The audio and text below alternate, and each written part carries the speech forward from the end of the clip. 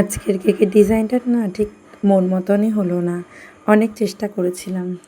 তোমরা পুরো ডিজাইনটা দেখে জানিও। আসলে দিনের দিন কেক অর্ডার হলে যা হয় কেকটা ঠিক মতন সেটিং করা হয় না। আর তারপরে যদি হয় হার্ট শেপের কেক সেটিং করতে অনেকটাই টাইম লাগে। কিন্তু ওই যে দিনের দিন কাস্টমারের অর্ডার হার্ট শেপ, আর আজকে ক্রিমটা একটু ওভারবিটও করা হয়ে গেছে, কিন্তু আমার টাইম ছিল না যাতে আমি ক্রিমটা ফার্স্টিং আবার তুলে আবার ফিনিশিংটা করব। যাই হোক, কোনো রকম একটা ফিনিশিং তো করলাম। আর ওদিকে আমি রোজগুলোও না আগে সব রেডি করে রেখেছিলাম, যাতে কেকের ভেতরে ডিজাইনটায় অনেক কটা রোজ ছিল, সেই রোজগুলো আমার যাতে পরপর বসাতে অসুবিধা না হয়, রেড কালার আর হোয়াইট কালারের।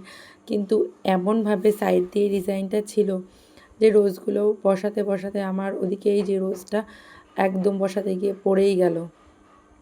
আর তখন এত বিরক্ত লাগছিল, আমি বিরক্ত হয়ে এই সময় ভিডিওটাই অফ করে দিয়েছিলাম।